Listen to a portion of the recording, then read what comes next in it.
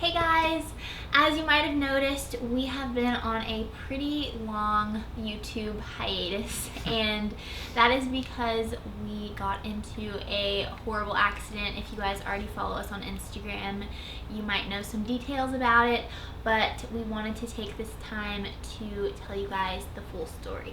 So we are going to do this YouTube video as though you have no idea what happened and go through all the details because some people may not know what happened to us. So anyways, without further ado, on May 11th at 7:56, me and Kristin were smashed by an oncoming car that was going somewhere between 60 and 80 miles an hour. Breaking news from Toluca Lake, where police say a speeding car hit a bicyclist and two pedestrians and then took off. That's right. This investigation is still ongoing. There's a look back there, LAPD, with the entire area sealed off. Some video now coming in. This is the scene shortly after the incident. Paramedics rush here and tend to the two victims, the two pedestrians. Witnesses describe them as two teenagers, one about a 15-year-old boy and maybe a girl a couple of years younger. They had gone up over the hood, and it looks like they had also taken out the side mirror. He also says that the impact knocked off the front license plate. It was last seen near Universal Studios, but tonight the driver is still on the loose.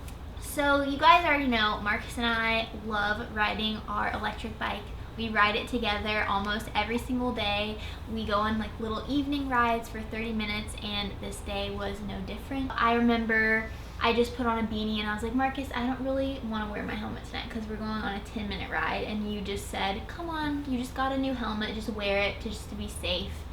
And yeah, I was especially like, no, you're wearing your helmet. Yeah. Because we have a bunch of helmets, and if you watched our other electric bike video, she doesn't like this certain green helmet that I make her wear. She thinks it's ugly. So I said she ordered this helmet, this white cute helmet on Amazon, and she had just bought it and hadn't worn it. And I was like, no, you're wearing this stinking helmet that you just bought because you think it looks cute. So you're definitely going to wear a helmet. So that for sure saved her life, because if we didn't have our helmets on. Yeah, just. But we'll get to it. We'll get to the crash. So anyway, she puts on her helmet and we go for a ride. So we go through our usual neighborhood and we turn down a street that we always like to go down because there are never any cars. There's usually a lot of people and a lot of bikers, and it's a dead-end street with multiple stop signs and multiple speed bumps between those stop signs. So there's kind of no reason to think, oh, this is a busy street, and have your guard up. Well, I remember hearing this car way down at the end of the road going, and I was like, okay, this car's going very fast. So I turned to Kristin and I said, oh my gosh, what is this guy doing? I look up and I see him coming straight at us. Yeah. That was the last thing. So I saw him probably a football field's length away, and by the time I finished that sentence, he was like feet in front of us. We were about to smash into each other. Mind you, there's a stop sign about 50 feet in front of us. So I'm also thinking, why is this guy going so fast? Because he's going to have to stop at the stop sign. Well, he didn't stop at the stop sign. He blasted through it, and we were on the far right side of the road, and this car is on the far right side of his lane, so he's on the left side. And he completely swerves and turns at us. And that's when I was just like, what am I going to do? And I tried to swerve at the last second, and by that point I knew when he swerved at us, I freaked out and tried to swerve out of the way as a last-ditch effort, and it was too late. It wasn't going to happen. And I knew at that point, I'm going over this car and we're smashing this car full on.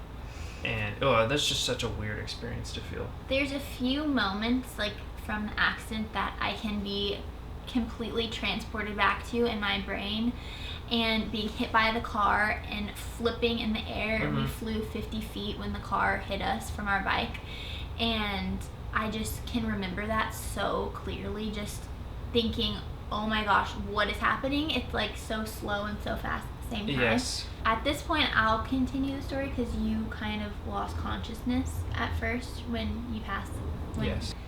This was the most traumatic part of the whole thing was, oh my gosh, I'm not gonna cry because it's been too long and but I remember I was awake the whole time, and I was laying down on the concrete, and Marcus was laying next to me, and the first thing I looked down, I saw my leg was, like, my left leg was laying across my whole body, and I just thought, oh, wow, my leg is definitely gonna get cut off, like, amputated, because it was like jello, like, it was not a normal leg. I didn't feel anything from the waist down, like, I couldn't feel anything. So I lifted my leg and put it down next to me, and then I looked over to Marcus, and he just looked like totally not himself, and he had throw up coming out of his mouth, and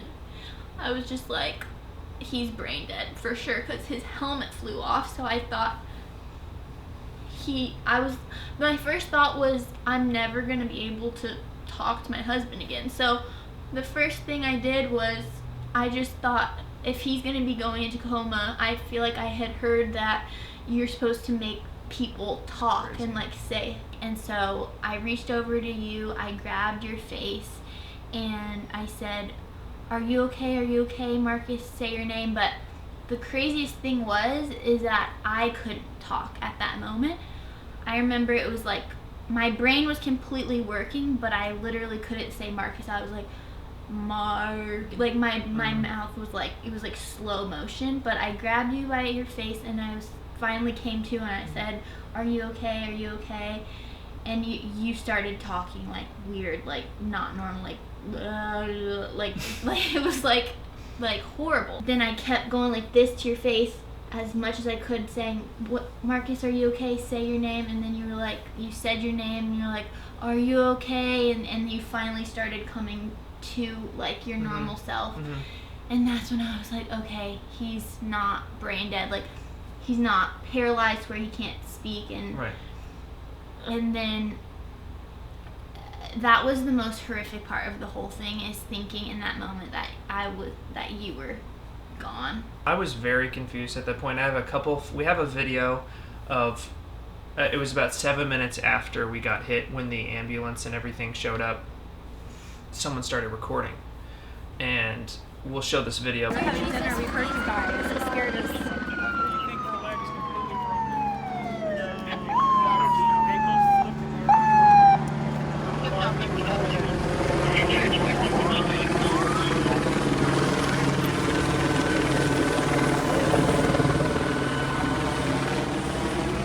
You guys are gonna make it, okay? They're here.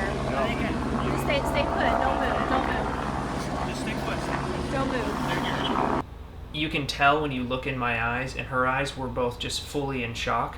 And even though like I'm talking and like slowly moving around, I'm completely confused. And so the point being is, when you get hit by a car like that and you're just on the ground and you're confused, you have no idea what's going on around you. The witnesses and the people who were there, when they saw what happened, everyone screamed because they thought that we had just completely died.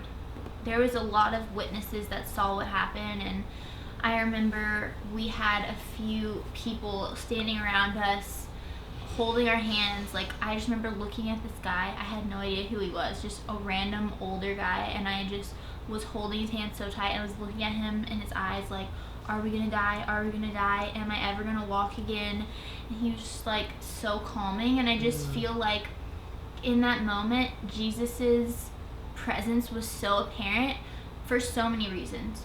First reason is that the type of fracture I got in my femur, there's a specific name for it, but like when it completely shatters in the middle, like 99.9% of people pass out from the pain right when it happens. And the fact that I had no feeling from my hips down of anything, it just makes me think like I was either just fully in shock, or like, who knows, maybe I was paralyzed from the waist down and Jesus healed me right there. I mean, we don't know, but Marcus, I remember still completely out of it, was just saying Jesus' name over and over again, saying, if anybody here believes in Jesus, please just like praise his name and say his name over and over again, pray for healing, pray that we're gonna be okay. And it was crazy to hear just all these random people we didn't know just praying Jesus' name over us.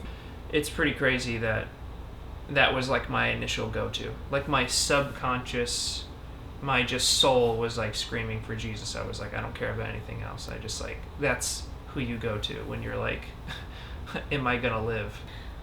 It was just such a weird experience, and I was so like out of my brain that it just, nothing felt real. I just felt like Yeah, it nothing totally was. feels It's like real. you're in a dream. Yeah, it's just like, And wait, you have a this very is not impaired happening. vision. Yeah.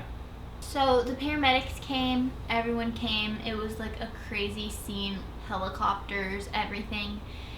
And I just remember the paramedics, like when they get there, you just think, wow, everything's gonna be okay. Like help is here. I'm about to pass out. That's fine. What's your name? Kristin John. Okay. You know where you're at right now? Yes. My left Her leg. left leg. She's got a femur fracture. That's bleeding out the kneecap. It was comforting, but at the same time, that was when my pain was setting in, and I was starting to feel how horribly I was injured.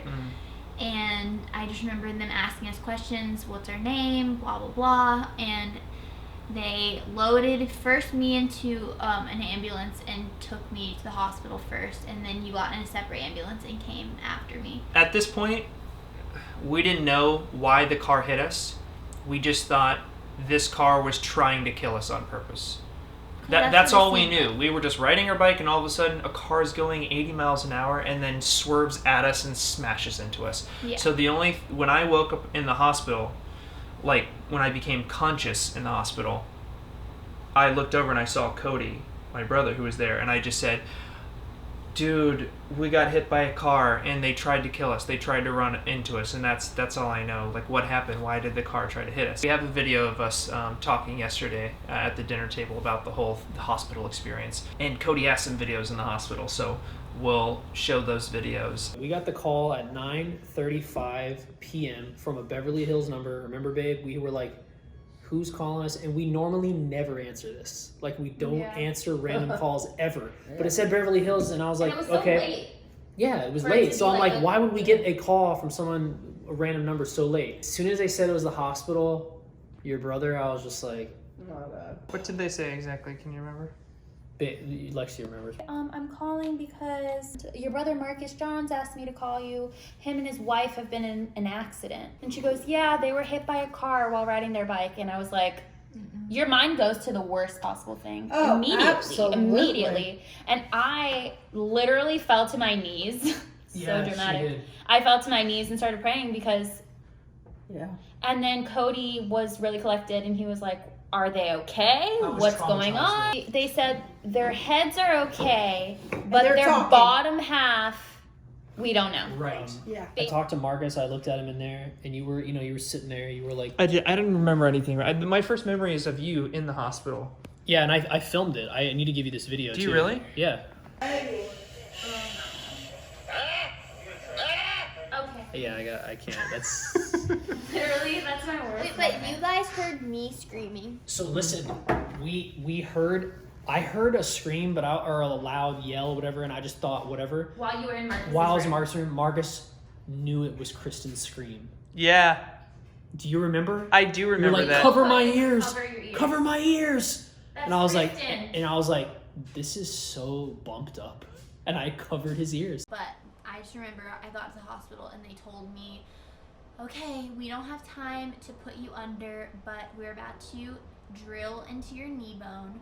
We're going to put 4 screws into your knee while you're awake to put your femur in traction, which is basically when they pull up with this machine to make the bone not like this anymore, but like this, so it's on top of each other. And then they did the same thing to Mark. I was in there with you. They wouldn't let me go back to see Marcus, and they made me sit with one of the nurses. In which this is when they showed me this picture Oh, is that of mine? the femur. No, Oh, this that's is Kristen's.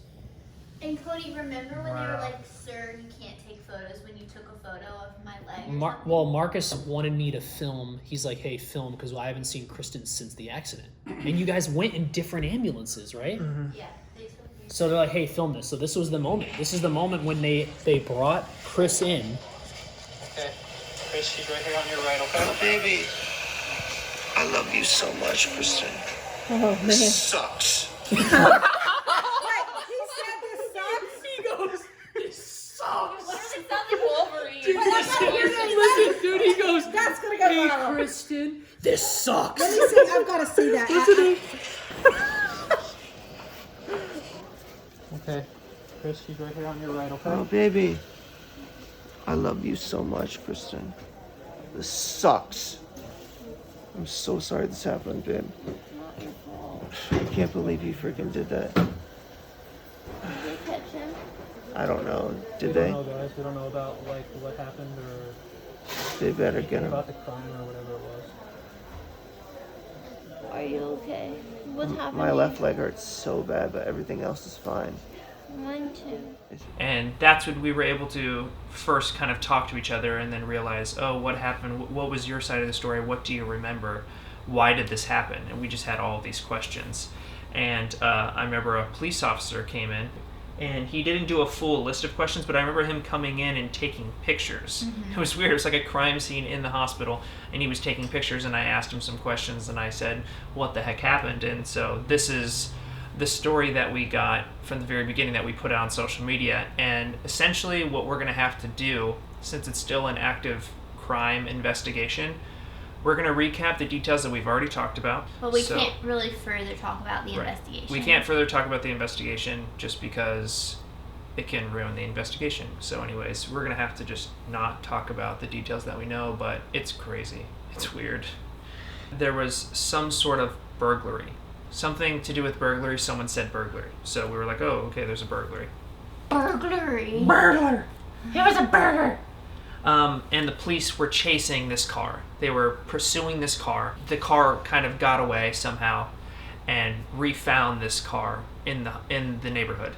And when the car saw the cop again in the neighborhood, it just took off. We thought at that point that he swerved and tried to hit us on purpose in order for the police to kind of stop and deal with that situation so he could get away. We don't know why he did that. We don't know why he was initially being chased officially as of yet, but when he hit us, he got away. He got away and got on the highway, and the police didn't catch him. And he. Babe, you can't say Yeah, it. we can. This is all public information. And we've been instructed to not talk about it moving forward. So eventually there's going to be updates, obviously, about the story. But at the time, the police did not catch the person, and the person got away and is still out. And that's what we know. Apparently, our shoes flew off right when we got hit by the car. Our shoes stayed and got knocked off our feet, and our bodies flew like 50 feet. And I was talking to my dad, who was a paramedic firefighter for, 30 years, 35 years, something crazy like that. And he said every single time someone gets hit very hard and they see the shoes on the ground, they know it was a bad hit. And it pretty much always happens where the body goes and the shoes stay which is weird. And that's where the phrase, and knock your socks off, comes from, because that literally happens, which is so weird to think about. And I was just thinking, you hear, okay, my shoes flew off, but think about wearing tied up tennis shoes, and think how hard you'd have to shake your leg. You could never shake your leg hard enough to get your shoe to fly off. Yeah, that's true. But that's how fast and hard the impact was, where your shoes just come off. and Marcus's helmet even flew off. That was buckled. Well, my helmet was next to me on the ground, so what we think is the helmet saved my life. When I flew, my head smashed, but then my helmet flew off probably after the impact, because I would have been bleeding and everything. But then I probably hit my head again after bouncing the second time, which is what probably knocked me out. But I just have to say this, we should be dead. The That's fact what that our said. spines we don't have internal bleeding, our brains, we don't have scars or scratches all over our face. Both of our legs, we got crushed. Look, see? All the scars down the side of our leg. That should have been everywhere. Yeah. And I just remember when I got admitted to the ER, they were like, okay, we need to flip you over because we need to put bandages over all your road rash all over your back. And I was like, I really don't feel like I have anything on my back. And they were like, no, 100% you do. Flipped me over, so painful because my femurs literally shattered. And your hip. And my hip. And they're like, you don't have any scratches on your back. They're like, I don't understand. I'm like, I don't understand either. The fact that I'm even talking right now, I don't understand. And it's just, there's no other explanation except for that Jesus saved us. God saved us, and it's a miracle. We were talking about this when you've come like very close to death, you know, you start realizing how important and how amazing life is, and you stop saying like, oh, Jesus saved us in that incident, but it's like God saves you every day. Every day you wake up, you're given a chance. Yeah. You're given life, and like, you know, now we definitely don't take that for granted. Like, you wake up and you're just like, whoa, I'm chilling, I'm alive. Yeah. It's one thing to be like, oh man, I can't walk, and I'll never take walking for granted again. But like, now it's like life. It's like, oh, I'm alive, dude. I'm feeling good. Like, God is good and I'm alive. Yeah.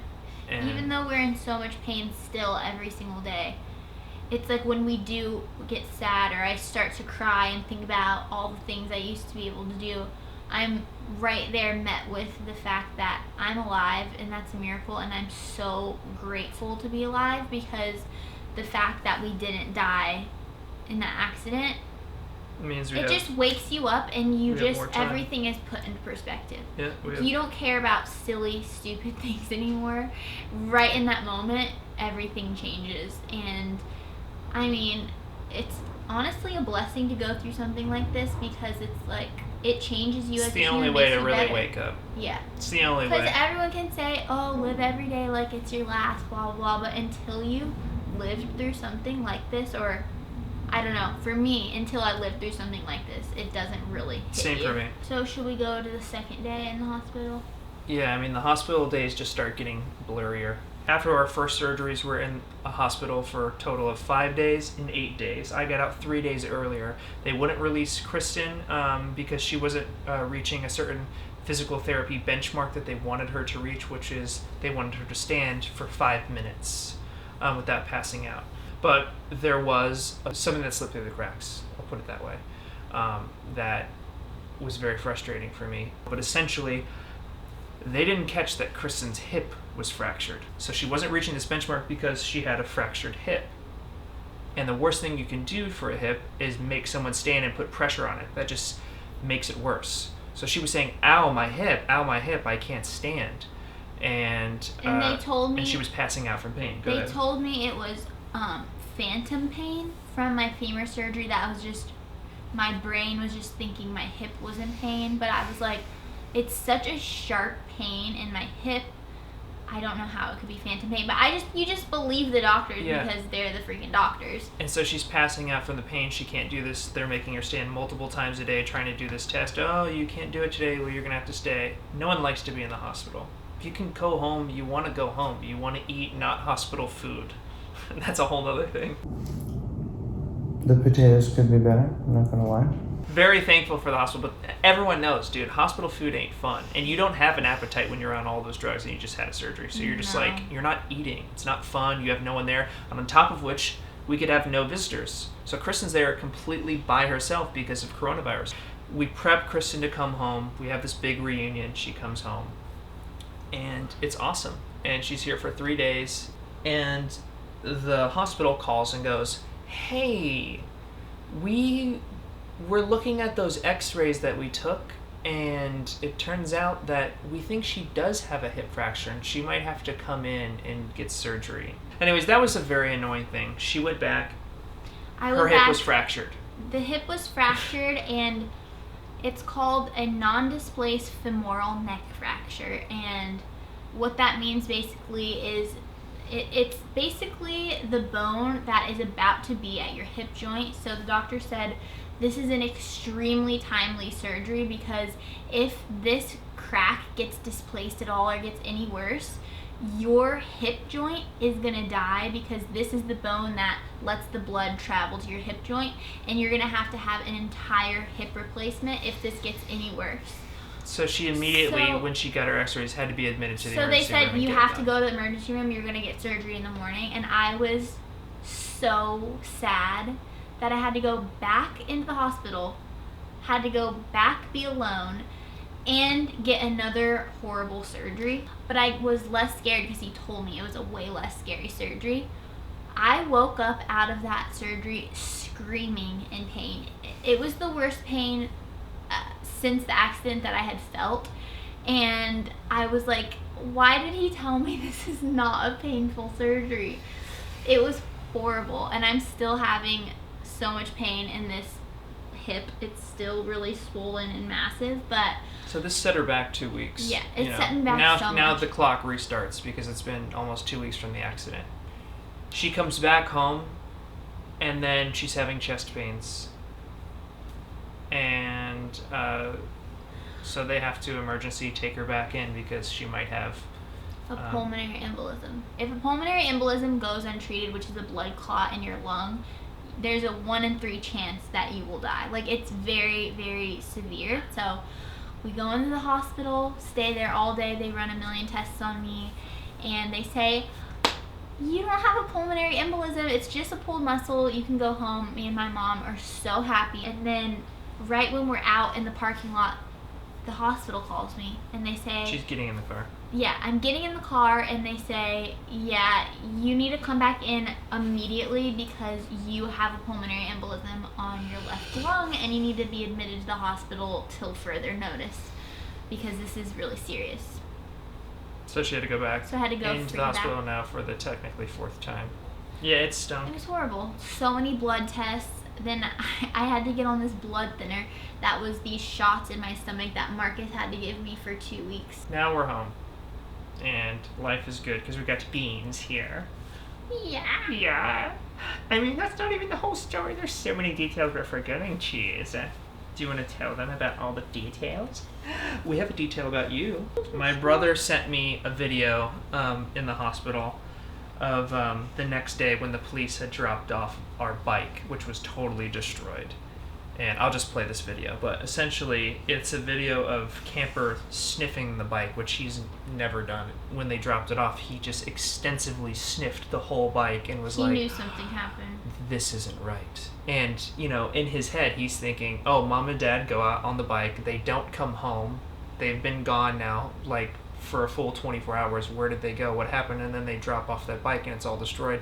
And I just started crying because I was like, that's the worst thing ever, is to see your dog being like, my parents are dead, you know? And I just thought about, like, whoa, what if I have kids? And, like, whoa, what other people are thinking about? And, like, what happens if, like, Kristin had died, like, how I would feel, or, like, vice versa. Like, when you, it was just, like, all those feelings started, you know, just hitting me at once.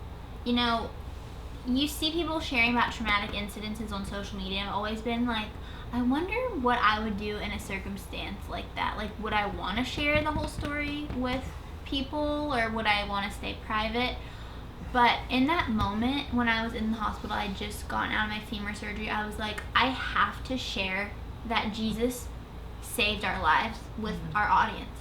And honestly, y'all's messages got me through being in the hospital alone.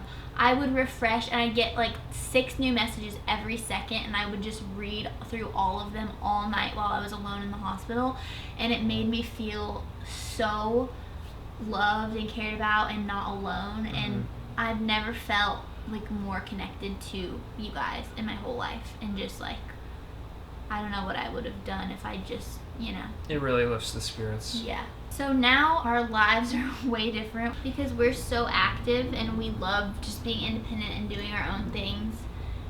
And this has just forced us to let go of control and like think about life and just appreciate each other's company. And it's been so frustrating at times. And I just want to go outside and I just want to vacuum my carpets and just do like the little things that I normally do. Says no one. I just want to vacuum just my like carpets. the mundane things that you don't think about, but take Camper and Honey for a walk, like any of those things. But we know it's going to be, you know, a long journey to recovery ahead. All of our family has been incredible. All of the support on social media has been incredible. All of the friends who just come by. We've had friends who've like sent like so many flowers and Food Postmates and like yeah. It's been great. It's been really great. I can talk about how I smelled horrible when I got home. Oh my gosh. When Kristin. No, let me say this part. I was in the hospital for 8 days, every day, passing out 3 times a day, dripping in sweat, because when you pass out, you sweat in like cold sweat. My hair was matted like a serious dog mat. I hadn't showered. They like wipe you down, but not really. But Marcus said that when I got home, I smelled so Listen bad. to me when I say this. They opened up the door for her to way. come. I was on the very other side of the house. I'm not exaggerating. She opened up the door, and I was like, Kristin, and then all of a sudden, I just get hit with a whiff of like, goo. And I was like, wow, I'm smelling this stink from that far away. And that was the stinkiest thing I've ever smelled, and it was from you, and I can't believe it.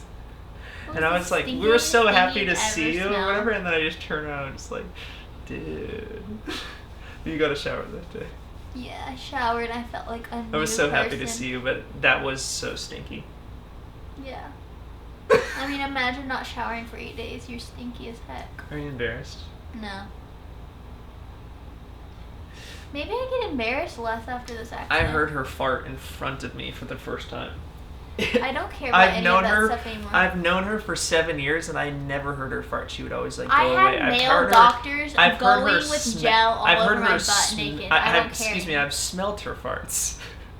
Like a couple times. She's very, very like cautious to allow me to smell one. I'm just like, and she'll blame it on the dog or something. I'm like, I know that's you. But then I finally heard it, and we both knew, and I was just like, it's okay, dude. It's okay. Like, you can fart. Because you're extremely gassy, but you have no poop at all, like when you're on these drugs. So she was just like, and I was like, all right. Babe. No, I didn't. Oh, you didn't? Oh, you didn't do that? No. Okay. We're gonna have a little fun in this video, you know what I mean? I didn't fart in front of you. I don't care, actually. I did. And I don't care. It's because of the drugs. And I want though. to It's lay not down you. because my leg hurts, so You can do wrap whatever it up. you want. I love you. Don't be mean to me. No. Kiss me. Kiss me. No. Something else too is her breath has been oddly stinky all the time. And she's brushing her teeth. You have I don't plaque know. in your teeth. That's fine. Yellow, I always horribly have. all the time. I always have. That's I don't something you have that knew breath. from the I very don't beginning. Crunch.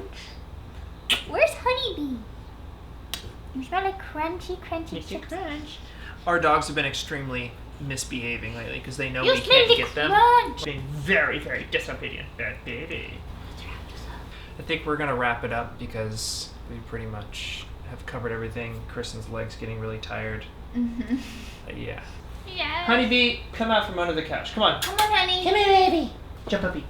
Lady! Lady in a tram. Oh, dude, chill. We're gonna say bye like a big fat family. Okay, guys, we love you. Thank you for watching. Thank you for your prayers. We will continue to keep you updated. Don't forget to subscribe. Give this video a thumbs up.